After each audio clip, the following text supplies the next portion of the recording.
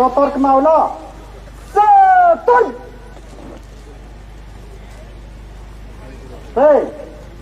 पूरा फर्कला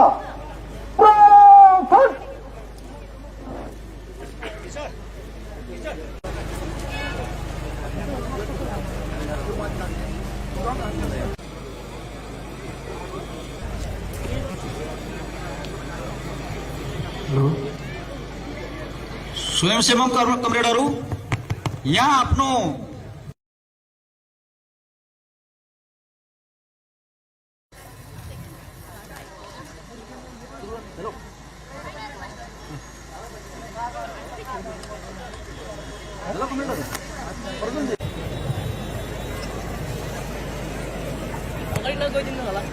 उता जान पाइन्न अलि नजिक जान पाइन्न भयो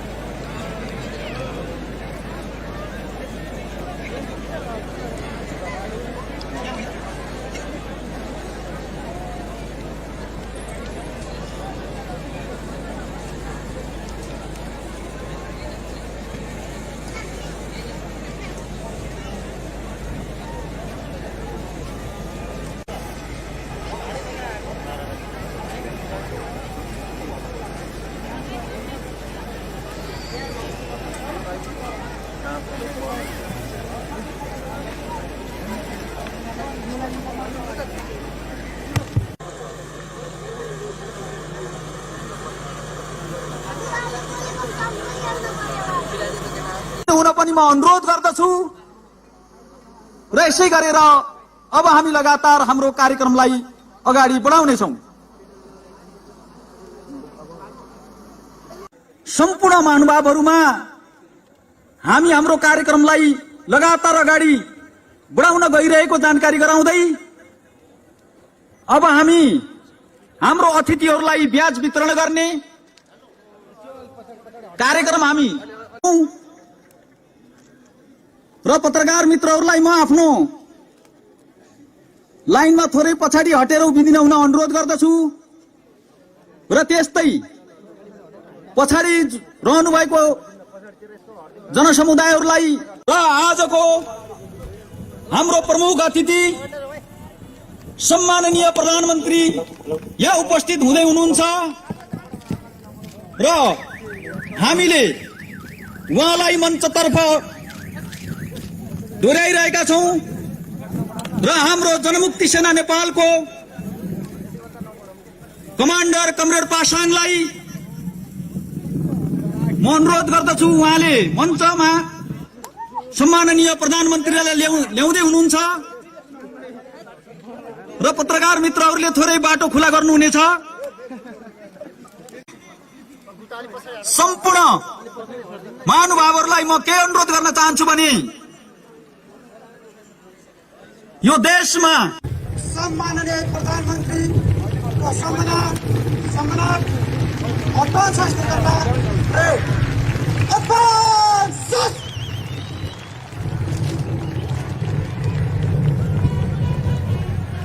यतिभन्दा बढ्न नदिनु है यतैबाट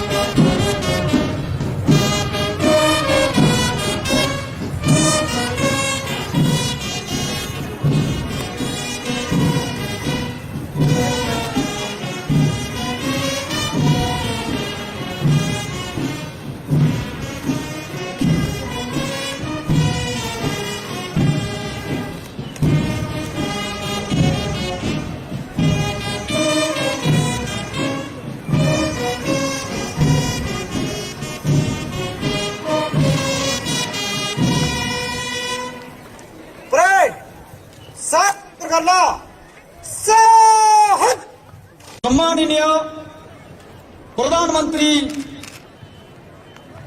कमरेड प्रचण्ड आफ्नो स्थान ग्रहण गर्दै हुनुहुन्छ र अब म कार्यक्रमको सभापतित्व गरिदिनु हुनको लागि म हार्दिक अनुरोध गर्दछु कमरेड पासाङ।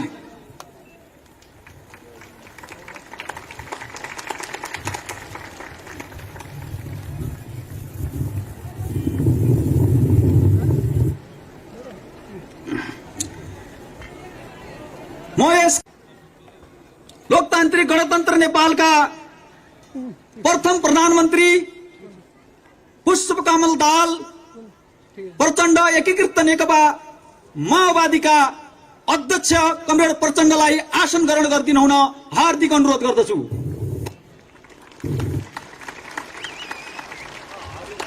त्यस्तै गरी आसन ग्रहणको क्रममा र हाम्रो एकीकृत नेपाल कम्युनिस्ट पार्टी माओवादीका पीबीएम कमरेड नरबहादुर कर्माचार्यलाई अतिथि आसन ग्रहण गरिदिनु हुन हार्दिक अनुरोध गर्दछु। त्यस्तै गरेर एकीकृत नेपाल कम्युनिस्ट पार्टी माओवादीका सेक्रेटरिएट सदस्य कमरेड किरण, कमरेड प्रकाश, कमरेड डाक्टर बाबुराम भट्टराई,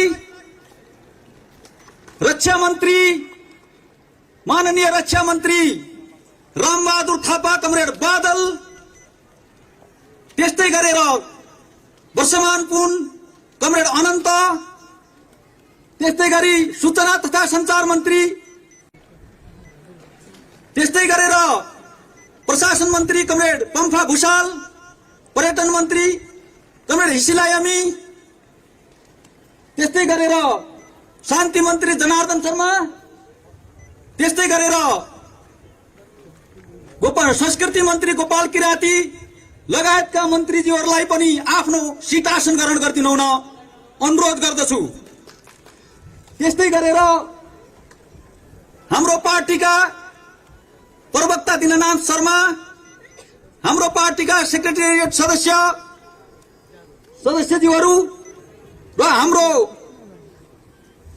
शहीद परिवारका अध्यक्ष कमरेड दिवाकर, त्यस्तै गरेर हाम्रो यस कार्यक्रममा हाम्रो पार्टीको तर्फबाट नेपाल कम्युनिस्ट पार्टी माओवादीका सीसीएमहरू, PBM party, Nepal communist party माओवादी लगायत सम्पूर्ण पार्टीका सभासदहरूलाई पनि हामीले आमन्त्रण गरेका छौं। व्यवस्थापिका संसदका सम्पूर्ण सभासदहरूलाई पनि म आसन ग्रहण गरिदिनु हुन अनुरोध गर्दछु र जीटीजेडबाट आउनुहुने शासकीय बाहुनर, टोली नेता लगायत सबैलाई आफ्नो आसन ग्रहण गरिदिनु हुन म हार्दिक अनुरोध गर्दछु। त्यस्तै गरेर हाम्रो साहित्यकार, वरिष्ठ साहित्यकार खगेन्द्र संग्रौलाज्यू लगायत यहाँ आउने साहित्यकार मित्रहरूलाई पनि सबैलाई म यहाँ आसन ग्रहण गरिदिनु हुन अनुरोध गर्दछु। त्यस्तै गरी आमन्त्रित अतिथिहरूलाई म आसन ग्रहण गरिदिनु हुन हार्दिक अनुरोध गर्दछु। भुल्ने छैनौं, बिर्सने छैनौं, त्यति मात्रै होइन, हामीले लगातार अगाडि बढाउने छौं र त्यो महान बाटोमा हामी दृढतापूर्वक लागि पर्नेछौं भन्ने संकल्पका साथ हाम्रो महान जनयुद्ध र 19 दिनको जनआन्दोलन साथै युगौंदेखि मानव जातिको मुक्तिको लागि आफ्नो प्राणको आहुति दिनुहुने सम्पूर्ण महान शहीदहरूप्रति श्रद्धाञ्जली अर्पण गर्नको लागि म हाम्रो सैन्य टुकडीलाई म अनुरोध गर्दछु, निर्देशन गर्दछु र सबैले आफ्नो ठाउँमा मौन धारण गरिदिनु हुनको लागि म सम्पूर्णलाई म अनुरोध गर्दछु। भावपूर्ण श्रद्धाञ्जली अर्पण शास्त्र गर्ला।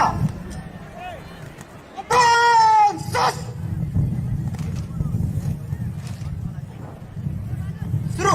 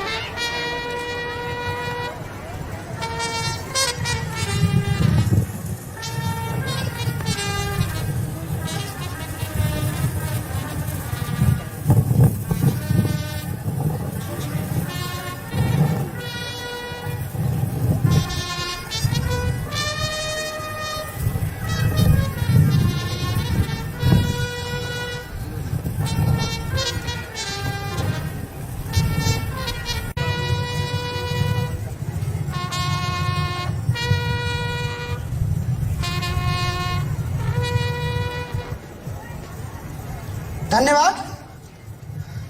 धन्यवाद।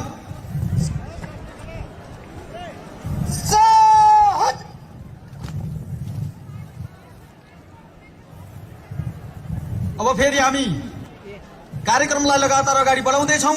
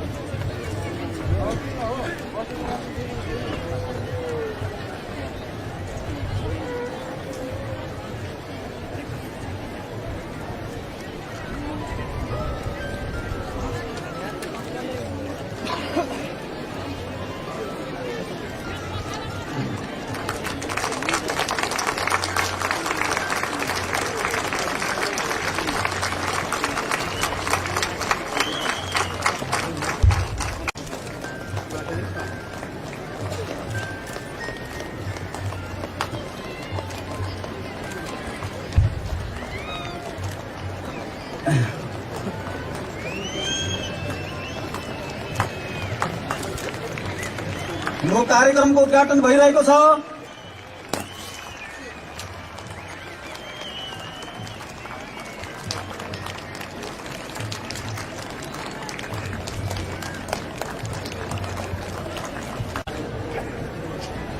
बेलुन उडाएर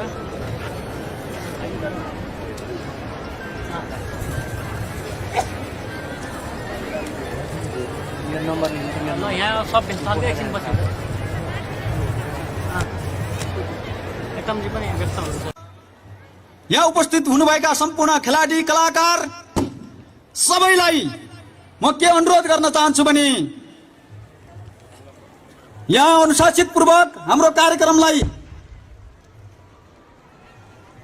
नजर गर्नुहुनेछ र यहाँ उपस्थित सम्पूर्ण जनसमुदायको लागि स्वागत मन्तव्यको लागि म निम्त्याउँदैछु हाम्रो जनमुक्ति सेना नेपाल 4थो डिभिजनका डिभिजन कमान्डर कमरेड प्रतीक्षालाई म स्वागत मन्तव्य राखिदिनु हुनको लागि उपलक्ष्यमा आयोजित यो समारोहको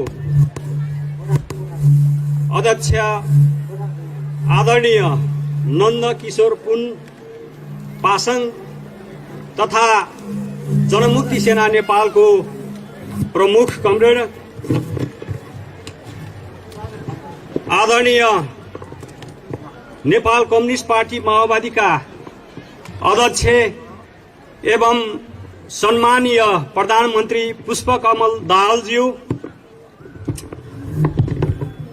हाम्रो जनमुक्ति सेनाको यो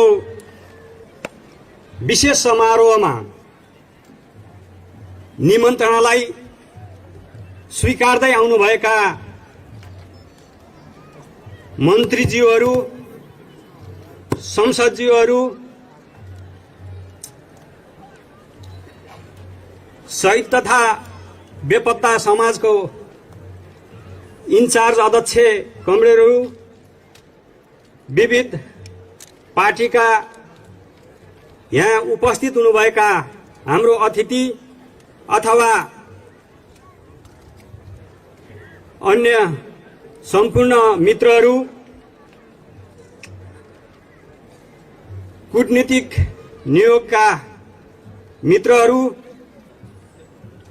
पत्रकार मित्रहरू लगायत सम्पूर्ण हाम्रो अतिथिहरू र जनसमुदायहरूलाई हाम्रो जनमुक्ति सेना नेपाल सैनिक मुख्यालयको तर्फबाट यहाँहरू सम्पूर्णलाई हार्दिक स्वागत गर्न चाहन्छु र अभिवादन। हाम्रो महान जनयुद्धको 14औं वार्षिक उत्सवको सन्दर्भमा त्यसै गरी हाम्रो 8औं जनमुक्ति सेनाको जनसेना दिवसको सन्दर्भमा हामी यो महत्त्व